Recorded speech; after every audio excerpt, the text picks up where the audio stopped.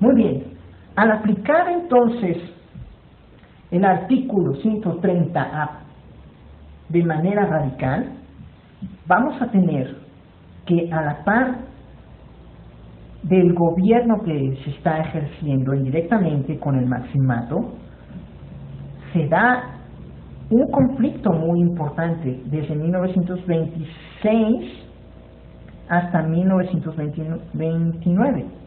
Este conflicto es conocido como la Guerra Cristera y se da más o menos en este espacio, ¿no?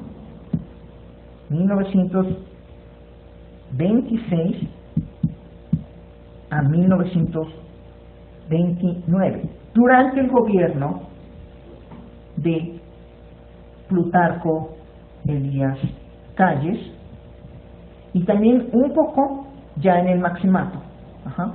Este conflicto se verifica porque Plutarco Elías Calles comienza a aplicar de manera radical el artículo 130. Esto va a generar una guerra en 1926, la Guerra Cristera, en la cual muchas personas inocentes morirán defendiendo la religión. Es decir, que va a haber el alto clero, la Iglesia Católica, la cúpula de la Iglesia Católica, va a pugnar contra Plutarco Elías Calles, pero quienes generan la fuerza del movimiento son los campesinos, que también tenían problemas para la repartición de tierras. Entonces también, además de eso, luchaban por Viva Cristo Rey, como fue su lema, ¿no? Pero esta separación se iniciaría en 1926 y no se rompería, es decir, no se volvería a generar una relación adecuada con la Iglesia hasta el gobierno de Salinas de Gortari, más o menos en 1992.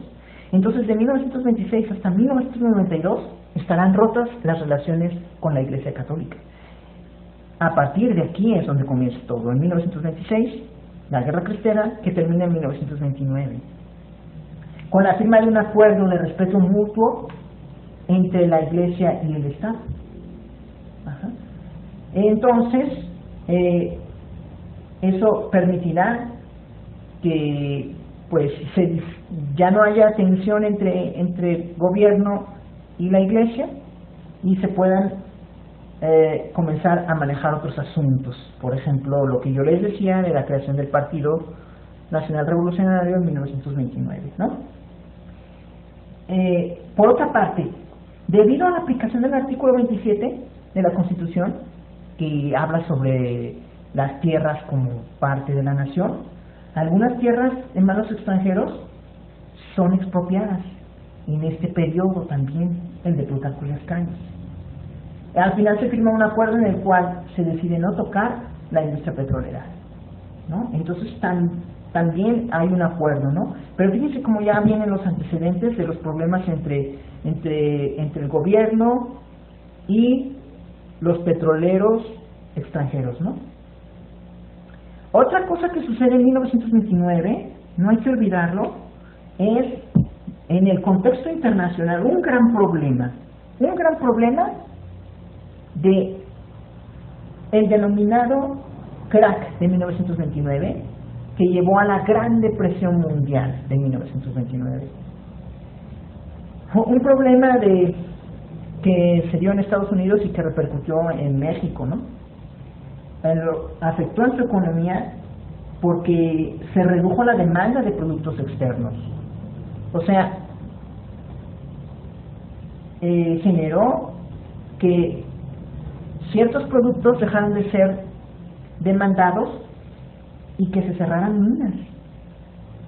Por ejemplo, aquí las materias primas que generaba México dejaron de enviarse porque dejó de haber demanda. En Estados Unidos no hay demanda, entonces en México hay cierre de producción, se cierra la producción. O sea, en últimas cuentas, al afectar la economía de México, debido a la reducción de la demanda de productos externos, se da el cierre de minas.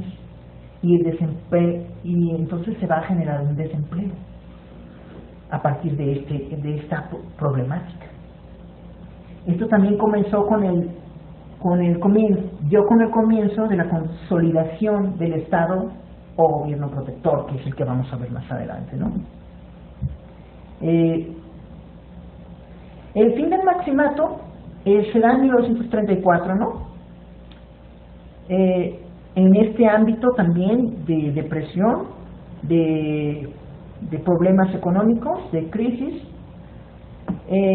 se da el maximato llegando a su fin, ¿no? En 1934, porque Lázaro Cárdenas adquirió un poder muy fuerte, muy importante, quiero decirlo, ¿no?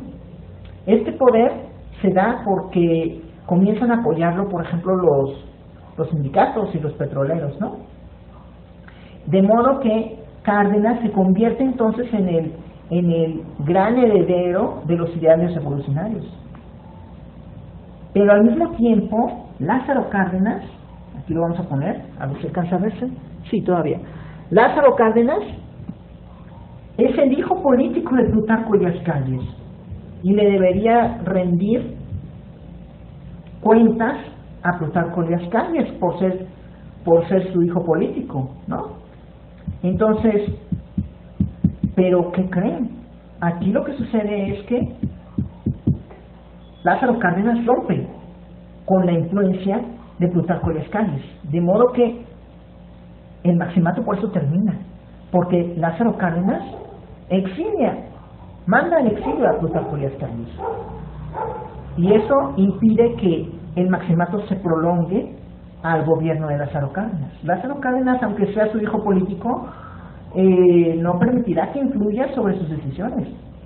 No permite la influencia de Calles en su gobierno. Y en 1936 Cárdenas va a expulsar del país a Calles, pidiendo la renuncia de todos los callistas de su gabinete, de su gobierno. Entonces también es una purga de los callistas que estaban en el gobierno de Lázaro Cárdenas, que sí habían logrado entrar al gobierno de Cárdenas, pero en el 36 Cárdenas hace una purga de los callistas y por lo tanto termina ahí el maximato, ¿no? Calles irá exiliado a Estados Unidos y al salir del país termina su influencia, de la influencia de su poder, terminando oficialmente así el maximato. Entonces, la conclusión aquí es que el poder de Calles traerá algunas ventajas al país, como la creación de importantes instituciones políticas, lo que estábamos diciendo, el Partido Nacional Revolucionario, y económicas, el Banco de México, fundado por Plutarco Elías Calles, que siguen vigentes hasta nuestros días. Entonces, también durante el maximato se irán consolidando las bases del modelo de crecimiento hacia adentro, que vamos a ver más adelante.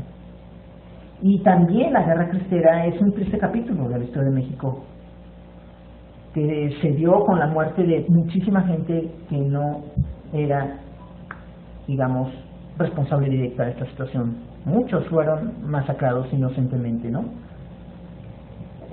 Así entonces termina esto con una larga, relativamente larga, 14 años, reconstrucción nacional, dirigida o administrada todavía por militares revolucionarios que serán a su vez considerados todavía como caudillos porque participaron en la revolución y que después irán dejando de tener influencia progresivamente. Álvaro Obregón murió en 1928 y por supuesto que su influencia se corta de tajo, ¿no? En 1928 su influencia termina. Obregonistas también terminan su influencia en el gobierno. Plutarco Elías Calles no será asesinado como Álvaro Obregón, pero sí será exiliado en 1936, terminando también su influencia y con ello también el maximato. Para dar inicio entonces a la siguiente etapa, que es la considerada como el cardenismo.